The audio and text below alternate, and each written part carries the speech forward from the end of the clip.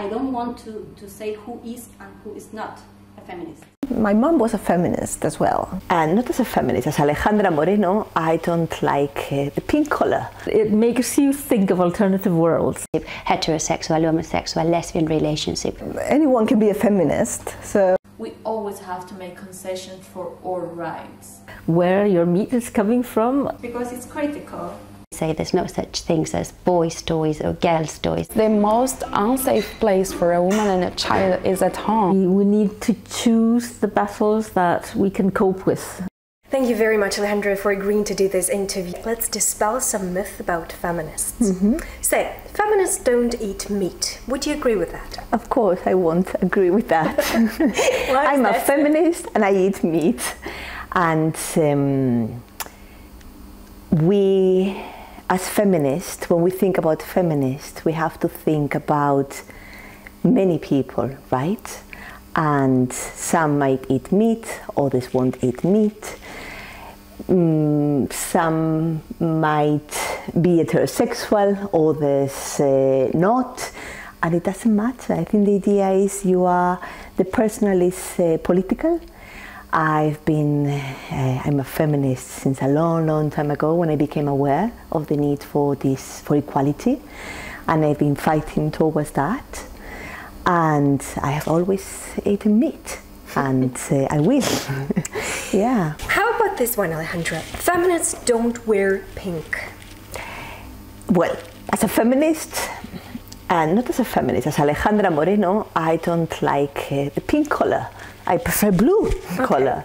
But that doesn't mean, again, that if you wear pink, you're not a feminist. You just wear what you want to wear. And I think that this is a research I particularly like to do. It's about clothes, how clothes identify you, right? Or how you search for garments that are part of your own identity. So if you were to wear pink, wear it. And also, I'm a mother, and as a mother, I've got 2 boys, and the pink color is something we discuss a lot. Why? Because at the beginning, they wouldn't judge the pink color, but when they began school, they began to reject the pink color. So we had lots of discussions at dinner time. Why rejecting pink? Pink is not associated to a female. It shouldn't be, but culturally speaking, it is. So a way of being a feminist and being deconstructing all the time the stereotypes that we are surrounded by. I will not impose a pink color, but I try to have a dialogue with the pink color and the people around me. You're wearing pink, and you're a feminist. Yeah, I am. Yeah. I have this badge here. So, in all these stereotypes, I would like to think about the sentence, Rosi Braidotti's sentence that she speaks about, which is, we are in this together, and this together, this is not singular, even though it is, grammatically speaking, but it's all the things around us. We are in this together, but we are not one and the same. It's the impossibility of the universals, is the impossibility of being one. So if you want to wear pink, wear it. If you don't want to do so, don't wear it. But I don't want colors to have an identity linked to the color. How about this one? If you're a man and you want to be a feminist, can you be one? You can be a feminist. I mean, we should all be feminists. Chimamanda Ngozi, right? We should all be feminists, because if we want to achieve, I think that feminism, it's a political movement that has been created with the idea of achieving equality. And in equality, we are all in this together. So, of course, we should have spaces for us to talk. And I'm thinking about women, and women of all races, gender, sex orientation, whatever. We should all be in this together. But we also need men who want to achieve, to fight for equality. So yes, of course, it's something that we all need to look forward to, this equality. And being a political movement that has been created with this idea, with this aim, I think we are going to still be fighting for feminism, all of us, for a very, very long time. And yet there is a hope for a better future. Yeah, yeah. But some feminists, there is a myth that some feminists do not believe in the better future, that there is no hope for them, that they're always angry. Can you dispel that myth? Yes. Hope. Again, it depends on your personality. I'm a very optimistic person, so this is something I love about feminism. It's about me. It's about achieving equality. It's about all of us. And my hope, the hope I have in my personal life, I also have it in my political life. Again, the personal is political. We need hope. We need to go all these different waves of feminism. We need them. We cannot reject them. I mean, reject them in the sense of the first wave done, second wave done. No, we need to always go back to them, but we need to move forward. And if there is no hope, there is the impossibility of moving forward. So yes, if you fight for something, and I don't like using the word fight because it's kind of a bellic one. This is the problem I have as a post-structuralist. All the words, when I utter them, they don't belong to me because they have already a meaning implicit. Yeah. So fighting, I mean, verbally speaking, the language that we need to use. We need to be, we need to think about a hopeful future, because if not, what's the point? What's the point? And again, I link this to the previous idea, how it's a political movement with a hope where we can achieve this equality for the future generations, for us and for the future generations. So all in this together and with hope. You work in academia. What does it mean exactly to be a feminist in academia? Working in the academia, which means teaching and at the same time doing your own research, and also being a human being with a life, because life happens. Right. Feminism, it's all the time in the teaching, in the research, and in my personal life. It's me. So in the teaching sense, I love teaching. I think I've got a huge responsibility. I was teaching before as a middle school teacher, and now I teach at the university. BA, MA and PhD students, and I love when I can bring subjects, theory, into the classroom, but also literature, which is my field, literature in English language. And even though if I have to teach English language, I always try to bring ideas for students to deconstruct. So it's amazing how, when I'm teaching literature, always from a feminist perspective, and I introduce something that the students have embedded, but I make them be contrapuntal readers. This is my aim. So when an 18-year-old is looking at something and you want to discuss it, and they give you the main idea, but a main idea that is constructed from a cultural perspective, and then you introduce a different idea, and you see those faces like, I wasn't aware about this, and suddenly they are. I always get goose pimples. It's an experience. That's why I love teaching. It's an experience I love. When suddenly I get goose pimples myself, when it's like, but don't you see? And I love it. And at the same time, I love researching. So both things, I think I found my job, my cup of tea. Why? Because when I do the research, I find so many things that have been silenced. So giving voice to this silence is really important. And then not only giving this voice in conferences, giving voice to these issues in conferences, but also then to the classroom. Translating it from a theoretical perspective into a more day-to-day basis. But it's linked. It has to be linked. So, and then the personal life, translating it into a more common daily language. For example, in Spanish, we've got the pronoun he, she, and it's something I keep on doing, using he and she. Because in English, you just use they, for example, right. And they, both genders are included. but I'm very repetitive, because I think that by repeating and repeating and repeating, you blow up the discourse. So as you can see, I've got all these present within my classes, within my research, and within my daily life. You said once that you love literature, and you love contemporary literature, and you also said the more contemporary, the better. What did you mean? What I mean by that is, again, if the personal is political, I live in the 21st century now. So literature produced at the end of the 20th century and at the beginning of the 20th century, dealing with topics that have to do with me, with my daily life, I feel identified, and I also see new opportunities, because literature, art, they are devices that they can describe what you are feeling, and sometimes you cannot express through the main discourse, the dominant discourse. So literature gives me new horizons, new opportunities of being. And of course I also like Victorian literature and, well, other types of literature, not only in English, also in Spanish, the two languages I speak.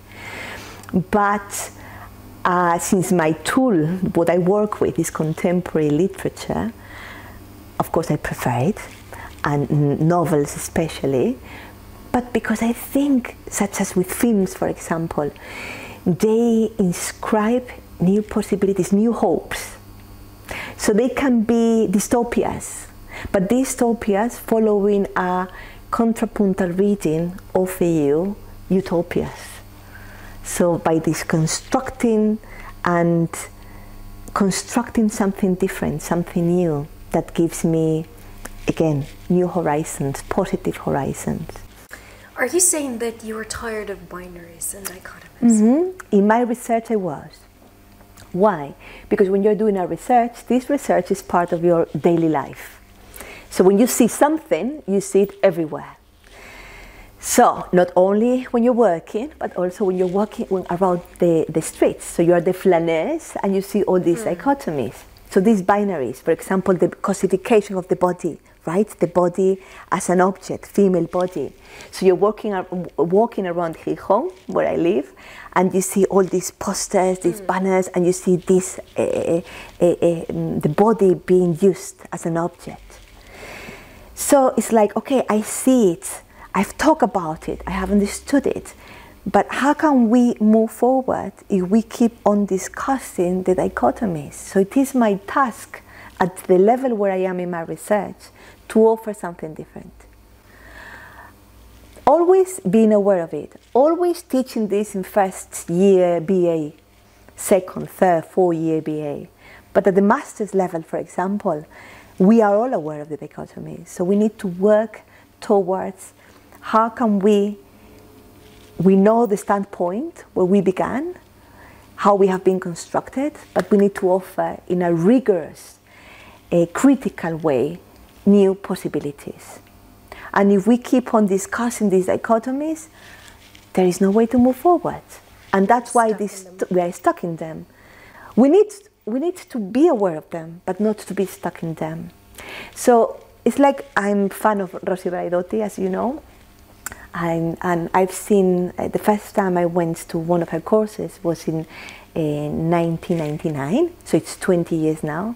And every 5 years, I try to go to one of her courses. So, and I've been reading all her work along these years. It's easy to talk about the past because you have already seen it.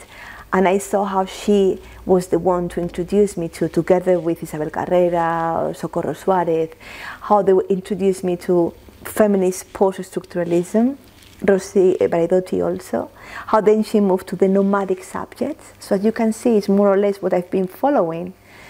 Binaries, post-colonialism, and now she's into post-humanism. And something she says about saying sorry, for example, apologizing. We have to apologize, being the norm, that I haven't chosen to be the norm, but I'm not stuck. I was born within this norm, and within this norm, I'm saying white, Western, heterosexual, I was the passive one, being a woman, and how we have to say sorry. That's why I'm aware of post-colonialism, for example. But I need to move on. I cannot be stuck in apologizing all the time.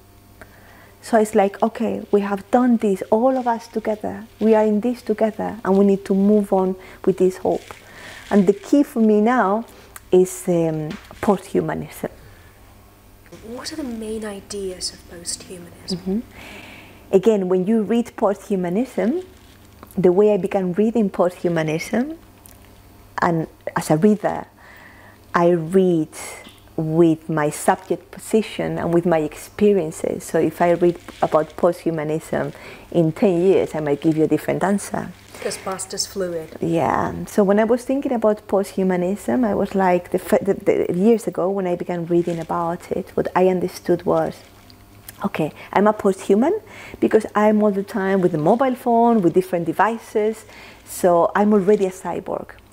We have to think about Donna Haraway's article about the Cyborg Manifesto, which I read when it was published, and it was like, well, yeah, it's true, we are cyborgs, all of us. Also, that's why I use cosmetic surgery as one of my lines of research.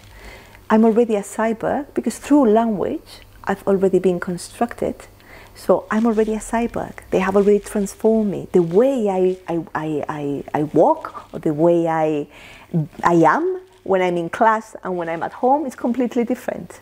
And even at home, sometimes I'm aware of all these ways you should behave or you should sit like.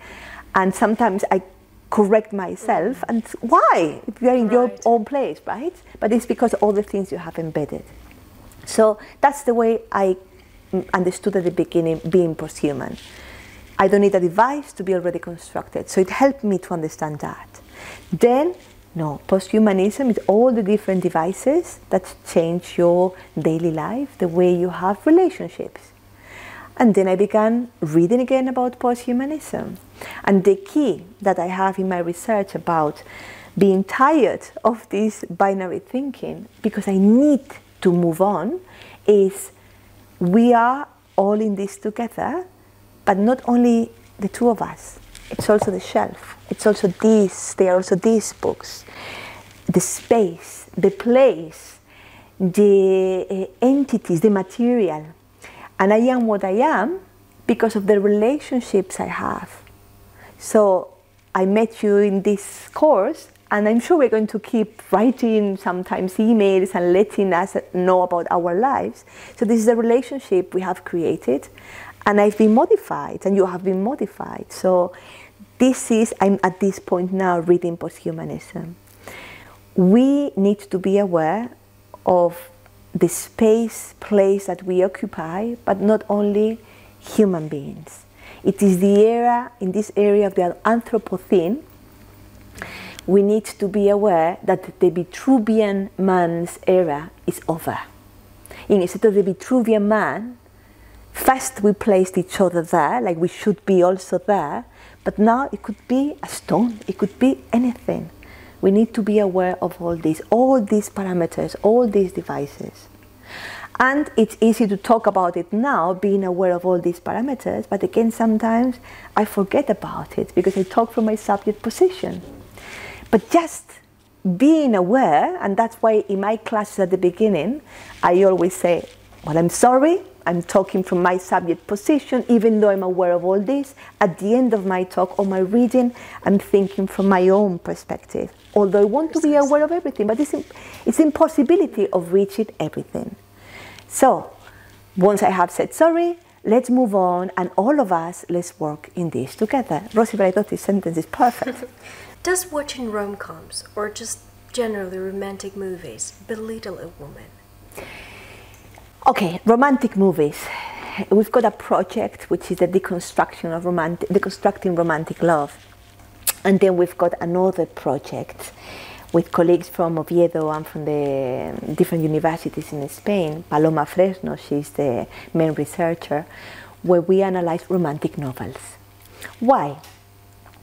First, we began analyzing the need to deconstruct romantic love, because we see that everything is a construction, right? So the way we love is also being constructed. So sometimes you think that you don't love enough because you are not reproducing the cliches that you have embedded. Other times you think that the other person doesn't love you because he, she, it doesn't reproduce the cliches that they are associated to love someone. Yeah, very good point.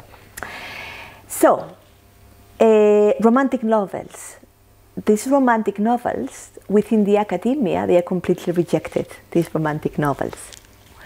As science fiction was before being rejected, or other types, post-colonial literature in English studies in the 80s, it began in the 80s to be analysed, Aboriginal literature, all these different other voices of literature. In the case of romance novels, I've been researching about the romance genre in movies also in India. And what I see is that the amount of novels that people read about these romance, heterosexual stories, the cliches, it's huge. The question, why? This is the question, why are we reading all this? I myself, I enjoy sometimes when it's a busy day and I've been deconstructing everything around me in my head, not only my job, but also as a flaneuse in my daily walks. Sometimes I like to sit down and to watch a movie that doesn't make me think. But I might enjoy it.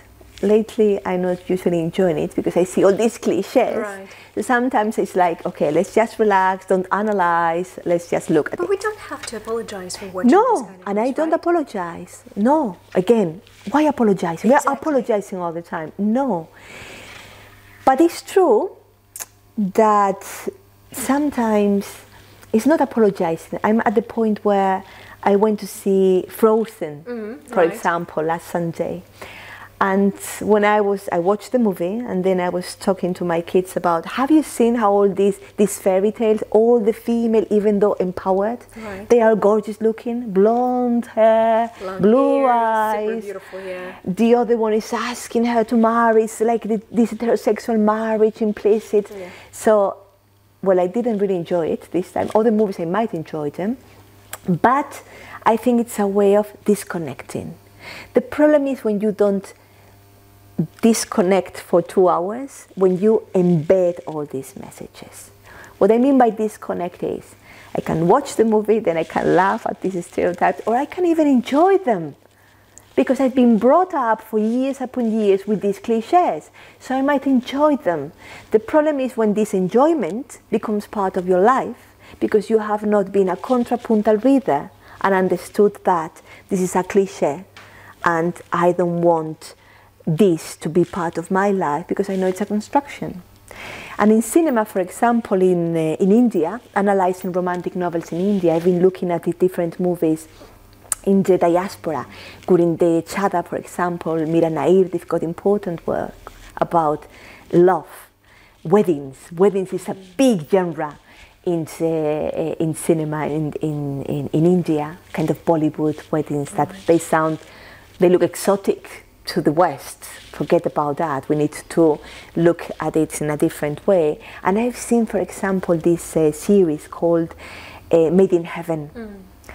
And it's a contrapuntal reading series. I've been talking about it in class. Yeah, it's a different one. Why?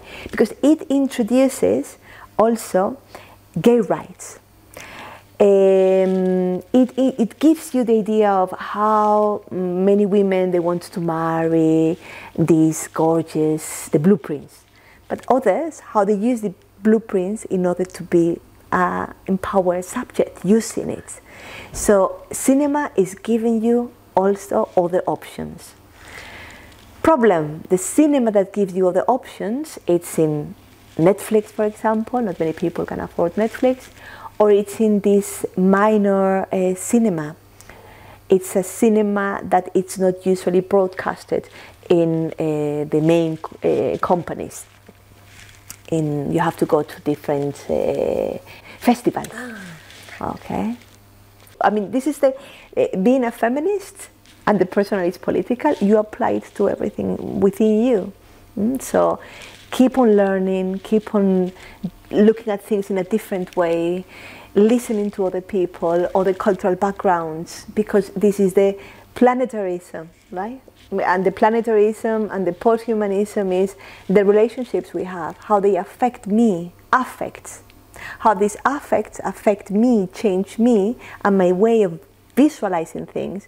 It's a completely a richer, hopeful way of seeing to make a better world. The hope is there. Yeah, the hope, it has to be there. Now there is an idea that feminist films are always very difficult to digest, to understand, to watch.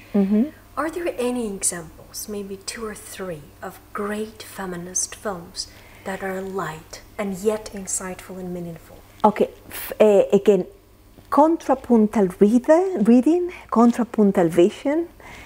You can get feminist ideas from different movies. They don't need to be feminist. Label them. I'm tired of labels. I'm tired of dichotomies, and I'm tired of labels too. Movies. There is this one I really love, and I use it a lot when I have to give talks, not conferences, but colloquial talks, which is Little Miss Sunshine. I have one last question. Is there a phrase that keeps you believe in the struggle, in the fight, the words that you don't like, but still we don't have neologisms to refer to these kind of conversations and active doings? Is there a phrase that you really love and you keep telling yourself when there is something happening in the world concerning feminism fight, and that sometimes it might be 2 steps back rather than a step forward? I'm very influenced by Convergence. Convergence, why? Because when I see every single day, when we see all these news, all these messages, I think about convergence, because we need to put all the strength and affects together in order to convergence together, to have, not union, because union means unique, one. So convergence gives me this plurality, multi-dimension, in order to move forward to hope. So convergence, affects, and hope. Thank you very much. Thanks to you. Thank you.